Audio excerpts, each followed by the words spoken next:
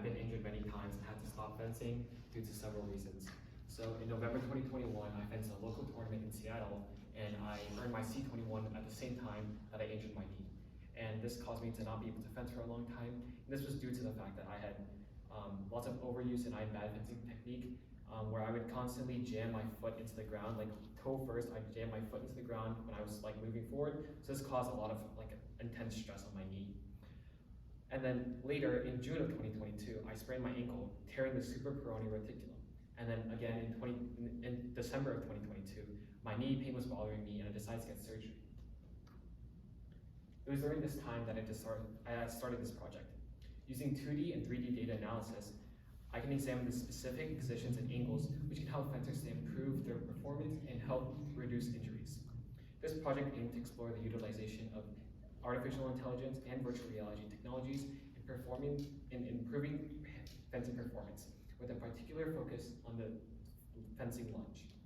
My journey began with a 2D machine learning model using Google Intelligence APIs and later going into Deepmotion's 3D animation APIs. Then after that, I used the animation and I imported it into Unreal Engine and then was able to put it into the Oculus Quest for a VR visualization. Here are some images of some different lunges. On the left is me during training. In the middle is one of my favorite fencers, who was a silver medalist in 2021, and then me on the right during a tournament. So I asked my coach for some suggestions, and these are some of the suggestions he had. The first one was the front knee should be bent to make a 90-degree angle, my back leg needs to be fully extended, and my lunges should be more horizontally instead of vertical. Additionally, training and tournament lunges will have different variants due to nerves. So I started by using the GCP Google Cloud Platform project.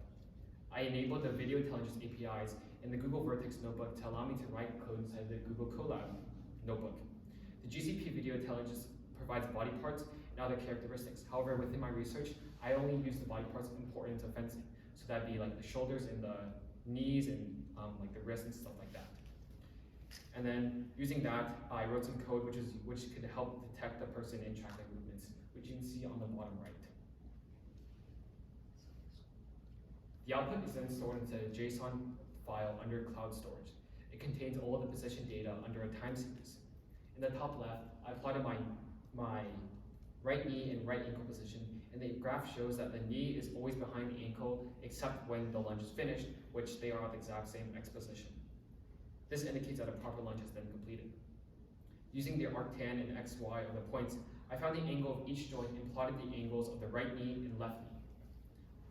Then I also plotted the angles of the right shoulder and the right knee angle, which can be seen on the bottom right, and then on the right, and then on the bottom right, I overlapped the wrist position and the angle of the right knee to analyze the relationship between them two during the lunge. The left plot is a visualization of the JSON time series, including all the joints. So this would be where I have a video of myself, and you can see all the different points outlined on the video. This data was used for further position analysis and calculated angles for certain areas for further analysis. In the top right is the angle plot for my left and right knee, while below that is the same angle plot for Olympian Gregory Sokolowski. By comparing these two plots, you can see that Sokolowski's charts have a lot less variance, and that just shows how much more refined he is, and that's why he can dominate each tournament with little to no injuries. With the completion of the 2D analysis, I moved on to 3D analysis. 3D visualization allows the fencer to view their movements and actions in every plane and angle. This can help with some recordings that might not be at the perfect angle, and you might miss some actions or body movements. So this is why I decided to do this. Additionally, lots of research has been proved that visualization, like mind visualization, where the fencer can go back in time by thinking about their own bouts and kind of viewing it in your own mind, has similar benefits to actually just fencing.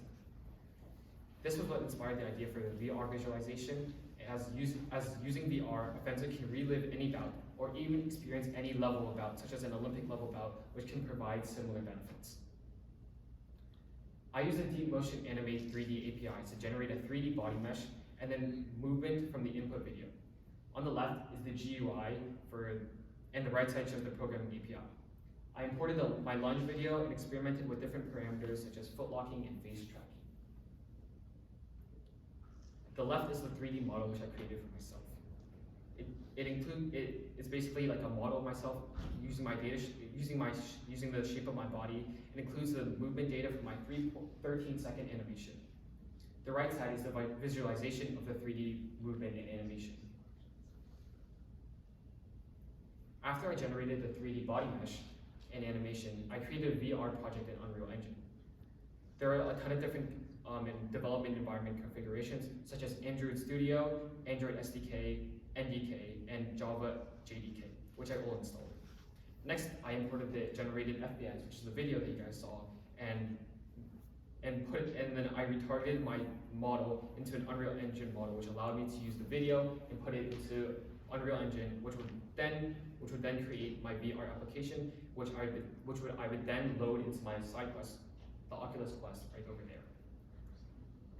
Here you can see the video from the Oculus Quest, which I use the Meta app, which allows you to see like what the VR is seeing on your phone. So just screen recording that, and that's what you could actually see inside of VR. And the little shakes are just head movements for myself. In this experiment, I worked with different 2D and 3D AI algorithms to analyze different fencing lunges while visualizing them through VR. This application and program can be useful for fencers to improve their performances through more precise and powerful lunges, while also decreasing the risk of injuries due to incorrect form. While talking with many different coaches and students at different clubs, many stated that this could be useful and are interested to learn more. Even though this project was very successful, there are many things that I can improve. In the future, I wish to expand this program to different types of fencing techniques, such as the flesh, flicks, or other different types of movements. Additionally, I want to implement this into different sports, such as badminton and other sports that have very similar actions to fencing. Lastly, a cool idea that I had would be using the information from this model to make a AI or machine learning model that'd be able to generate and predict the success of a lunge. Thanks for listening. Let me know if you have any ideas, and you guys can try on the